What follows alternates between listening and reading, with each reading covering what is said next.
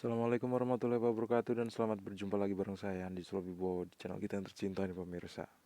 Kali ini saya mau melanjutkan untuk memperbaiki sebuah PC atau CPU yang rusak mereknya Power, dan ternyata merek dari power supply itu adalah Power juga pemirsa. Maka dari itu yang jadi alasan kenapa box dari power supply ini matching banget waktu dipasang di casingnya ya.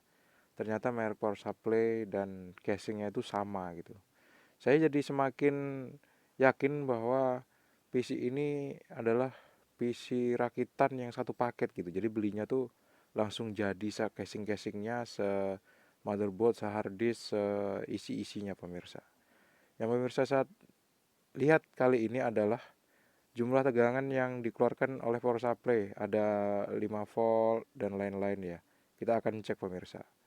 Langsung aja kita bongkar. Langsung aja kita bongkar casingnya. Terus kita lihat langsung di sini pemirsa. Saya tunjukin ke pemirsa supaya power supply-nya bisa aktif.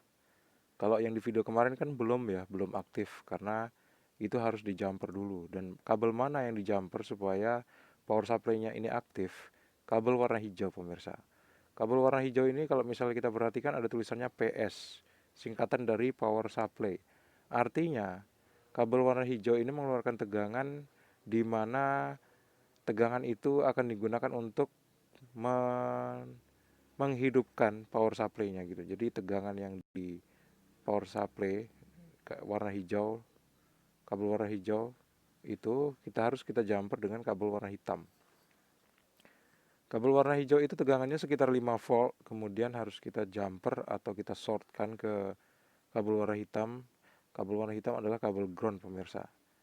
Nah terus kalau misal udah kita shortkan, terus kita colokin ke arus listrik 220 volt, stekernya, nanti power supply-nya ini bakal bekerja. Bekerjanya power supply ini bisa dilihat dari fan yang berputar karena setiap power supply di dalam power supply CPU itu pasti ada fan-nya seperti ini. Dan kalau misalnya power supply itu aktif, dia akan berputar gitu. Kalau misalnya nggak aktif ya dia bakal diem aja, terus tegangannya nggak bakal keluar waktu kita cek satu persatu pemirsa. Kabel yang banyak itu akan keluar tegangan 12 volt, minus 5 volt, dan lain-lain. Kita colokin, dan tuh pemirsa bisa lihat fan-nya hidup. Berarti gitu cara ngejumperinnya pemirsa. Pemirsa harus jumper kabel PS-nya ke kabel warna hitam. Kalau itu udah dilakukan, sekarang tinggal ngecek tegangannya aja gitu. Jadi ambil kabel yang kira-kira mau kita cek tegangannya. Kita perhatikan dulu yang mana yang mau kita cek. Di sini ada tegangan plus 5 volt, minus 5 volt, plus 12 volt, minus 12 volt, 3,3 volt, plus 5 volt SB. Yang ampernya beda-beda ya gitu ya. Terus kita nggak mau ngecek ampernya, kita mau ngecek tegangannya aja. Sebetulnya ampernya harus kita cek juga. Cuman kalau misalnya tegangannya berubah, biasanya ampernya berubah juga ya. Jadi cek aja tegangannya. Caranya seperti ini, ambil ampermeter digital, kita lihat berapa tegangannya. Yang hitam kita tempelin di ground, yang merah kita tempelin di positif atau negatif dari tegangannya. Terus bakal kita lihat di situ ada tegangan 12 volt dan tegangan 5 volt tadi. Meskipun ada sedikit perubahan yaitu 12,1 volt, tapi ini masih dalam hitungan yang wajar pemirsa. Biasanya alat ukur memang nggak terlalu presisi. Itu udah biasa ya. Berarti tegangan 12 volt positif dan tegangan 5 volt yang positif ini tegangannya masih masih bagus gitu. Jadi nggak ada komponen yang rusak di power supply ini. Nah, terus di kabel yang banyak ini, di soket yang banyak ini pemirsa, kita mau cek satu persatu tegangannya. Kira-kira bakal muncul semua tegangan yang dideskripsikan di casingnya tadi apa enggak. Misalnya 12 volt plus, kemudian 5 volt plus, kemudian 3,3 volt, kemudian minus 5 volt. Itu keluar apa enggak. Kita cek satu persatu di lubangnya seperti ini. Jangan lupa yang negatif kita colokin di bagian kutub negatif atau di bagian ground dari power supply-nya pemirsa. Tuh kita lihat ya, tegangannya ada 5,1 volt, 3,3 volt tadi, kemudian 12 volt yang positif. Tapi satu pun saya nggak nemukan tegangan minus 5 volt di soket ini pemirsa. Jangan-jangan tegangan minus 5 volt itu ada di kabel yang lain ya. Nanti kita mau cek satu persatu, kita coba sering ulang-ulangi. Ini 5,1 volt, ini 5,1 volt plus ya, ini 5,1 volt.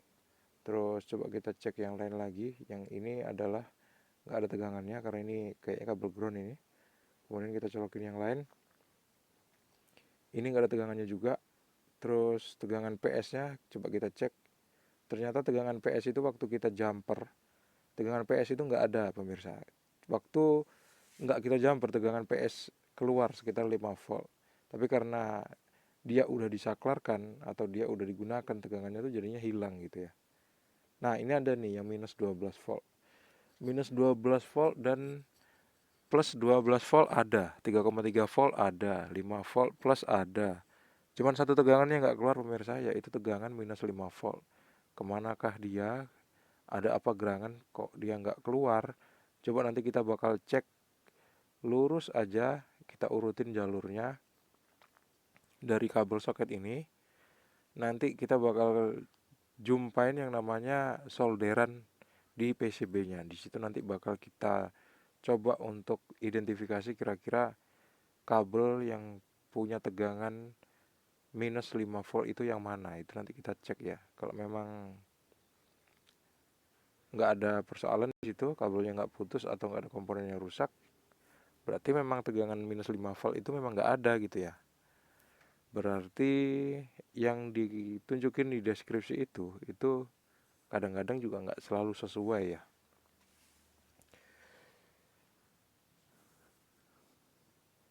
Coba sering aja kita ulang-ulangin, kita lihat itu ada minus 12 volt, ada 3,3 volt, supaya kita benar-benar yakin sama hasil pengukurannya pemirsa.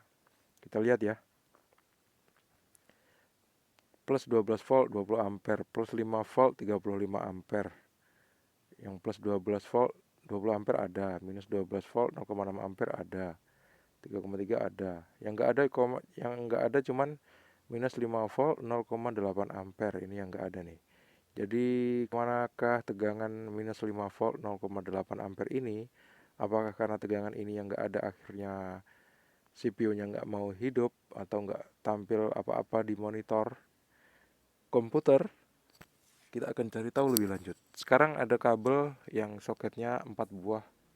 2 buah kabel warna hitam dan 2 buah kabel warna kuning. Ini biasanya adalah soket kabel untuk ngehidupin PC ya. Untuk tegangan utama lah gitu pemirsa. Tegangannya terukur 12,0 volt, 12,0 volt, 12,1 volt, presisi banget, bagus tegangannya. Terus coba kita lihat lagi ini. Plus 5 volt 5 ampere, minus 5 volt 0,8 ampere. Minus 5 volt 0,8 ampere. Kita lihat ya. Kabel yang mana kira-kira? Kalau perlu kita matikan aja power supply untuk cek kabelnya kira-kira yang mana. Ternyata benar memang minus 5 voltnya nggak keluar pemirsa. Saya kasih jempol ke bawah deh. Kenapa di deskripsi ada, tapi dicek pakai avometer tegangan itu nggak keluar. Mungkin aja ada problem di power supply-nya. Tapi kalau misalnya setelah kita telusuri itu minus 5 voltnya memang nggak ada, berarti memang harusnya pabrik nggak nunjukin deskripsi minus 5 volt ya. Atau mungkin minus 5 volt itu bakal keluar setelah soketnya ini kita pasang ke motherboard ya pemirsa. Biasanya ada juga sebagian yang kayak gitu. Kita nggak bisa bilang juga kalau misalnya pabrik itu bikin kesalahan ya. Karena kalau mereka bikin kesalahan pasti mereka bakal memperbaikinya gitu karena mereka lebih profesional. Alatnya juga lengkap, sumber daya manusianya juga bagus-bagus pemirsa. Sekarang 4 buah skrup udah saya buka. Sekarang PCB dari power supply ini udah bisa saya tarik pelan-pelan, karena jangan sampai kepegang bagian bawahnya karena tegangannya masih tinggi ya. Di elko yang tegangan tinggi itu kalau dipegang masih nyetrum. Nah ini dia, untuk soket minus 5 volt itu ternyata nggak ada kabelnya pemirsa.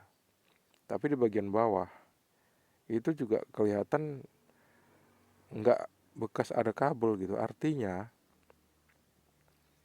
minus 5 volt memang nggak digunakan pemirsa.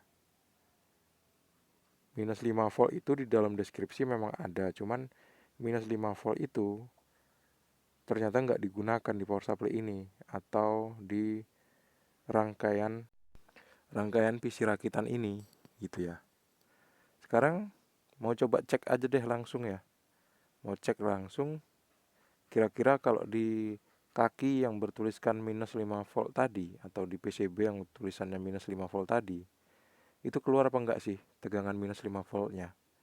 Kalau memang enggak ada tegangan yang keluar minus 5 volt di kaki di PCB itu, berarti memang minus 5 volt itu enggak digunakan di power supply ini. Itu aja sih cara membuktikannya.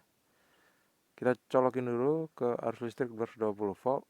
Kemudian jangan lupa jumpernya juga kita pasang ya, supaya power supply-nya hidup. Jangan lupa jumpernya adalah jumper kabel warna hijau ke kabel warna hitam. Setelah power supply-nya bekerja, baru kita coba cek tegangannya pemirsa. Kita cek tegangannya. Coba kita cek ini aja deh dulu ya. Kita cek tegangan di kaki soket untuk HDD atau soket untuk DVD room. Ternyata saya ngelihat tegangannya tuh nggak stabil pemirsa waktu PCB-nya udah dilepas gitu ya. Mungkin karena kabel groundnya nggak kepasang kali ya. Jadinya tegangannya tuh nggak stabil pemirsa. Tegangannya dari 0, sekian sampai 9 volt sampai 12 volt naik turun.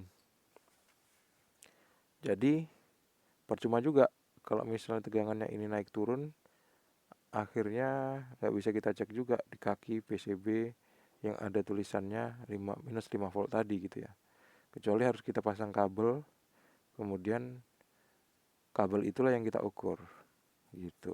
Jadi ngukurnya itu PCB-nya harus tetap terpasang di housingnya. Persoalannya itu sih. Ada berbagai macam trik untuk ngecek tegangan di komponen elektronik ya pemirsa, di rangkaian elektronik. Jadi harus pandai-pandai juga untuk menganalisis. Tapi pada dasarnya nggak susah-susah banget kok. Yang penting seluruh kabel-kabelnya, skrup-skrupnya itu terpasang gitu. Karena rangkaian itu biasanya selalu butuh ground. Artinya tegangannya nggak keluar. Artinya tegangannya nggak keluar kalau PCB-nya nggak dipasang di bodinya. Karena kabel ground di PCB itu nggak nempel ke body. Jadi tegangan outputnya itu bakal naik turun. Intinya power supply ini yang dicurigai pertama minus 5 voltnya itu hilang, ternyata tidak hilang. Yang ada adalah minus 5 volt itu nggak digunakan di power supply ini. Terus cek setelah dipasang housingnya atau casingnya, tuh kelihatan tegangannya normal. Yang 12 volt muncul 12 volt, yang 5 volt muncul juga 5 volt. Meskipun di sini tertulis 5,1 atau 5,2 volt, itu udah biasa. Di setiap pengukuran selalu ada toleransi. Sampai jumpa di video selanjutnya. Assalamualaikum warahmatullahi wabarakatuh. See you and bye-bye. Dan kesimpulan dari memperbaiki CPU merek Power ini pemirsa adalah motherboardnya memang benar-benar udah rusak.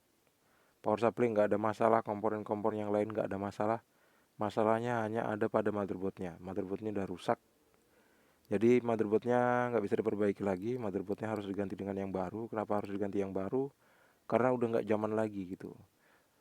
Soketnya pun udah soket-soket yang lama pemirsa. Jadi percuma kalau kita belikan motherboard yang sama seperti itu. Jadi kita harus ganti yang baru supaya support dengan mikroprosesor yang baru, RAM-RAM yang baru, dan soket-soket yang lain yang baru sekarang ini. Itulah kesimpulannya ya, selama 4 seri dari video ini. Terima kasih sudah menonton pemirsa. Sampai jumpa di video selanjutnya.